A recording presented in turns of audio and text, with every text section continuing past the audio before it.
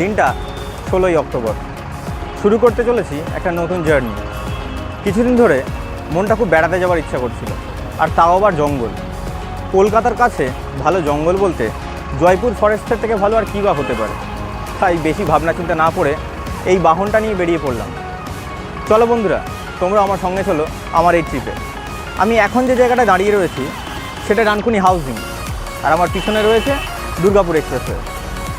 Dankuni housing থেকে যে রাস্তা বাঁ দিকে বেঁকে যাচ্ছে, আমরা সেটা ধরেই চলবো জয়পুরের উদ্দেশ্যে। আসো আমার সঙ্গে। গুগল ম্যাপ বলছে দূরত্বটা 104 কিলোমিটার, আর সময় লাগবে মোটামুটি 3 ঘন্টা। তাই আর কথা না বাড়িয়ে চলো বন্ধুরা, ট্রিপটা শুরু করা যাক, আর তোমরাও এনজয় করো আমার সঙ্গে ট্রিপটা।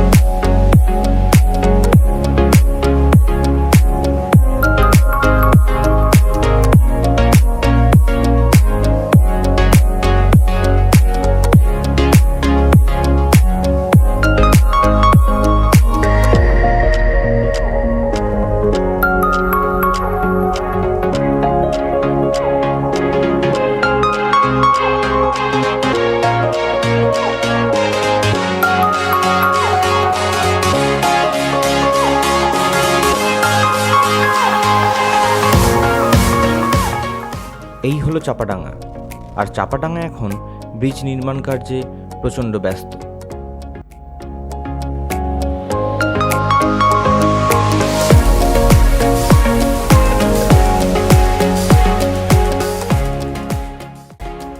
চাপাডাঙ্গা পেরোতেই দেখা মিলল দামোদর নদে।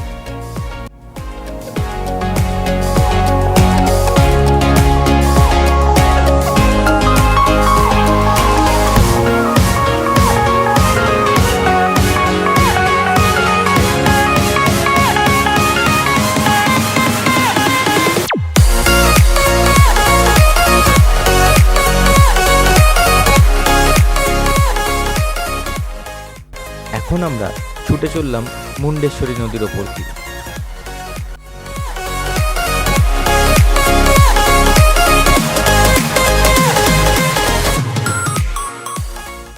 কথা প্রসঙ্গে বলে রাখি, চাপাডাঙ্গা থেকে আরামবাগ পর্যন্ত রাস্তা কিন্তু খুবই খারাপ। রাস্তা নির্মাণ কার্যের জন্য এক একটি জায়গা অত্যন্ত বিপজ্জনক। তাই বন্ধুরা, তোমরা যখন গাড়ি নিয়ে আসবে অত্যন্ত সাবধানে গাড়ি চালাবে। আর যদি এই রাস্তা অ্যাভয়েড করতে চাও, তাহলে ডানকুনি হাউজিং থেকে দুর্গাপুর এক্সপ্রেসওয়ে ধরে বর্ধমান হয়েও আরামবাগ তোমরা পৌঁছতে পারো।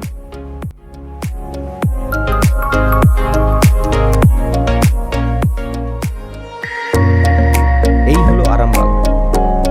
আপনারা হাওড়া থেকে ট্রেনেও আসতে পারেন। সেক্ষেত্রে আরামবাগে নেমে আপনাদের বিষ্ণুপুরগামী সরকারি বা বেসরকারি বাস ধরতে হবে।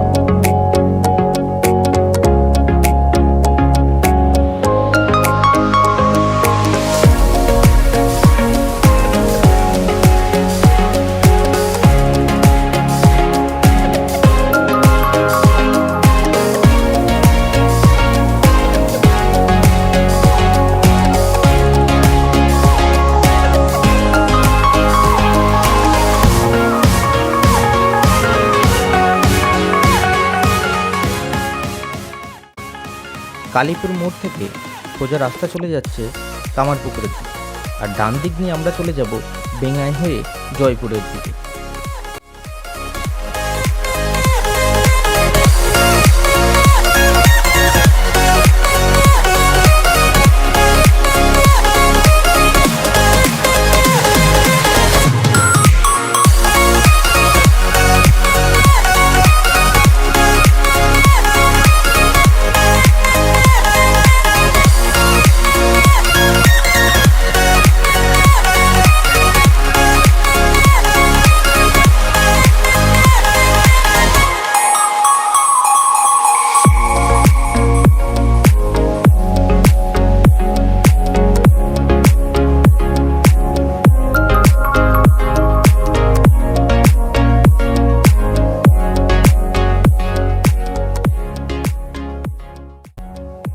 রাস্তার দুধারে সবুজ আর সবুজ।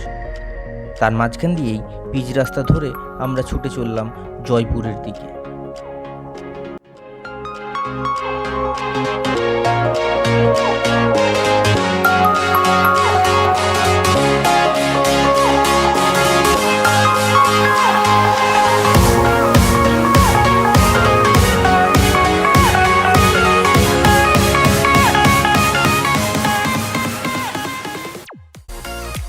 দীর্ঘ 2.5 ঘন্টার বাইক জার্নি করে আমরা এসে পৌঁছালাম আমাদের গন্তব্য, অর্থাৎ বনলতা রিসর্ট।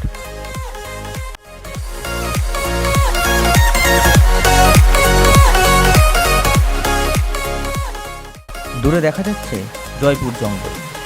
আমরা এক্ষুনি জঙ্গল সাফারিতেই বেরোবো। তার আগে একটু খাওয়া দাওয়া করে নেওয়া যাক।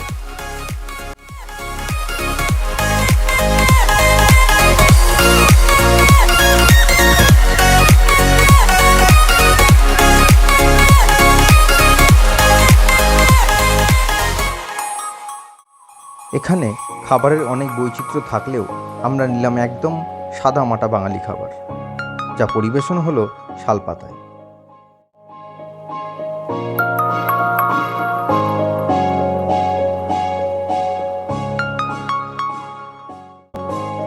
এবার বেরিয়ে পড়লাম জঙ্গল ভ্রমণে।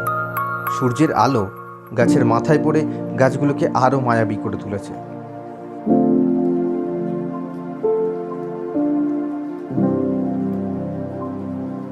আলো আঁধারিতে ঘেরা এই জঙ্গল যেন আমাদের অন্য কোনো পৃথিবীর কথা মনে করিয়ে দেয়।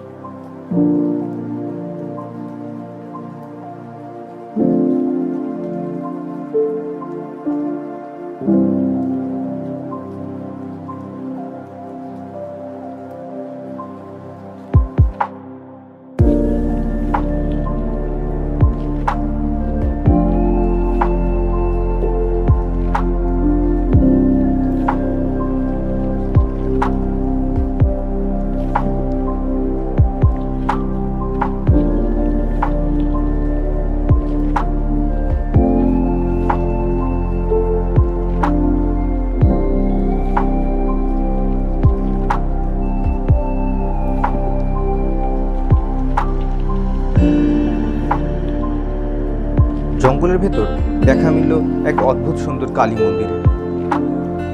রংটি ভারী সুন্দর এবং সূর্যের আলো পড়ে তাতে যেন একটা নতুন প্রলেপ পড়েছে।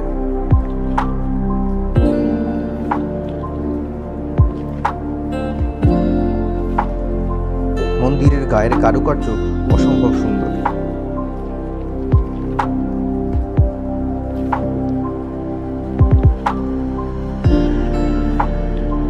বর্ণিত রয়েছে বিভিন্ন পৌরাণিক কাহিনী।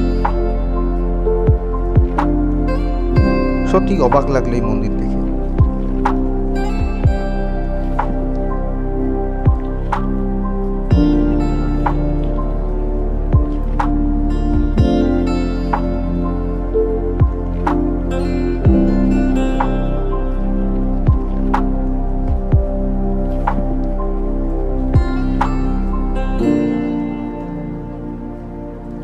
নাম না জানা সব পাখির ডাকে এই জঙ্গল হয়ে উঠেছিল খুব মুখর।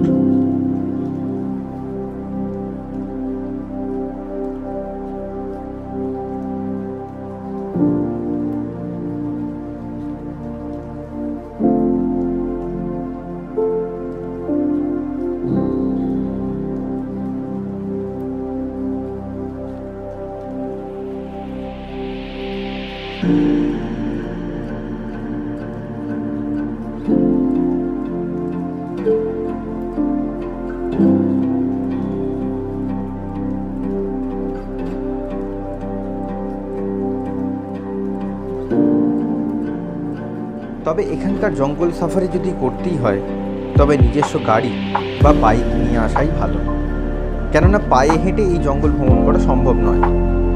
আর আপনার উপরি পাওনা হতে পারে এখানকার হরিণ বা হাতি, কিন্তু বন্ধুরা আমার কপালে শেয়ালের বেশি কিছু জোটেনি।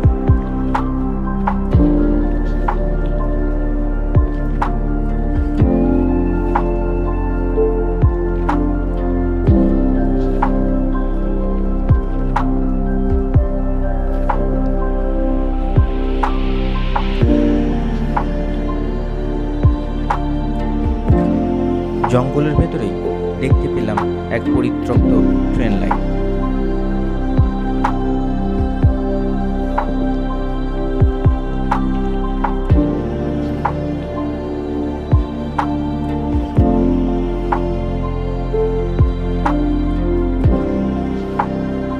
জানা নেই এর উৎস কোথায় বা কোথায় এর গন্তব্য।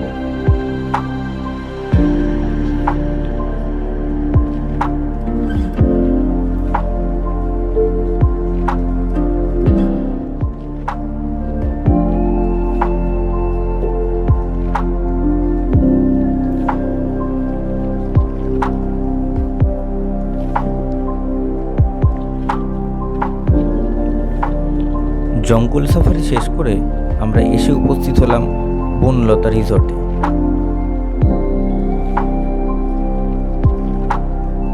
এবার রিসর্ট ঘুরে দেখার পালা।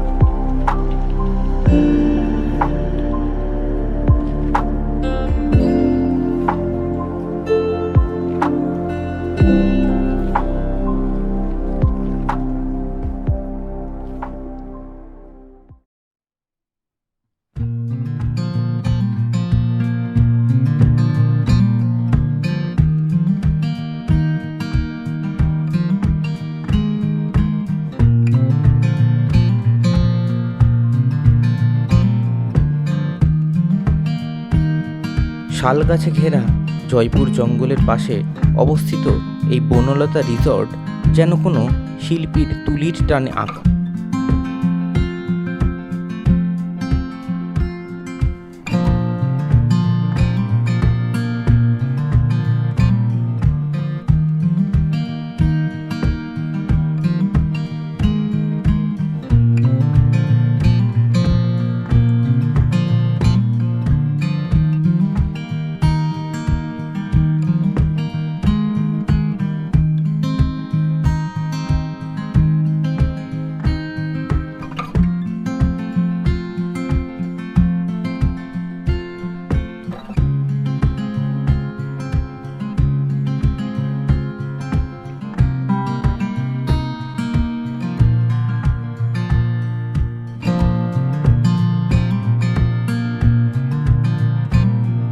প্রকৃতিকে ঢেলে সাজানো হয়েছে এই রিসর্টের ভেতর।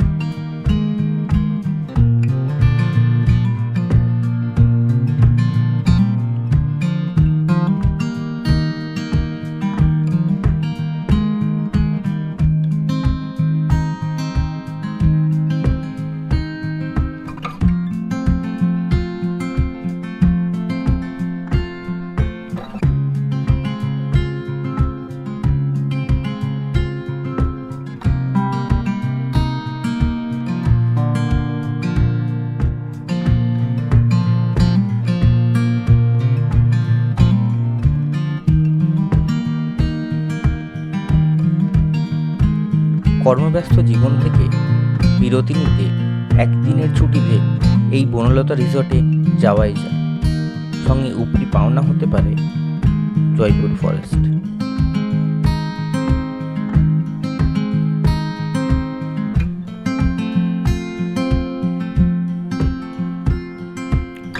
থাকার জন্য এখানে রয়েছে মাড হাউস, এছাড়াও রয়েছে কটেজ। প্রত্যেকটি মাড হাউসের সঙ্গে লাগোয়া রয়েছে একটি করে দোলনা।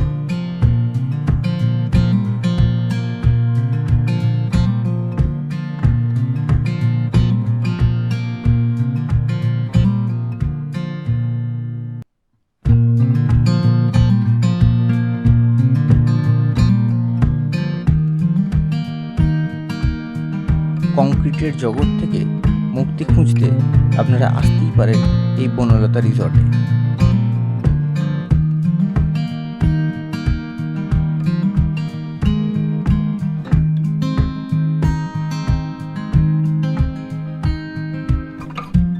কর্তৃপক্ষের সঙ্গে কথা বলে জানতে পারলাম এখানে অ্যাকোমোডেশন মোটামুটি 2 থেকে 2,500 টাকার মধ্যে।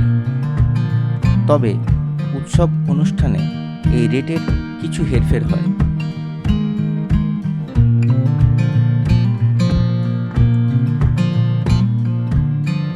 তাই ভিডিওর ডেসক্রিপশন বক্সে আমি বনলতা রিসর্টের ওয়েবসাইট এবং ফোন নাম্বার দিয়ে রাখলাম। আপনারা যখন আসবেন অগ্রিম বুকিং করেও আসতে পারেন।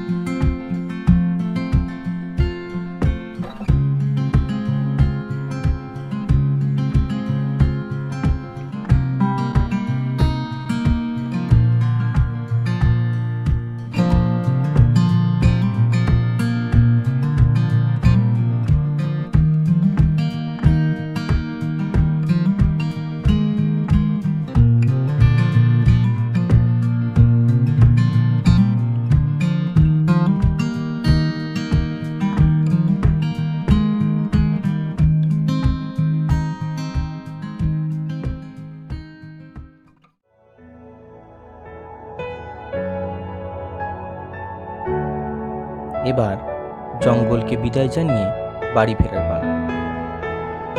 বন্ধুরা, আশা করি এই ট্রিপটা আমার সঙ্গে তোমরাও খুব এনজয় করবে। আর এখানে যদি আসো আমাকে কিন্তু অবশ্যই জানিও তোমাদের কেমন লাগে।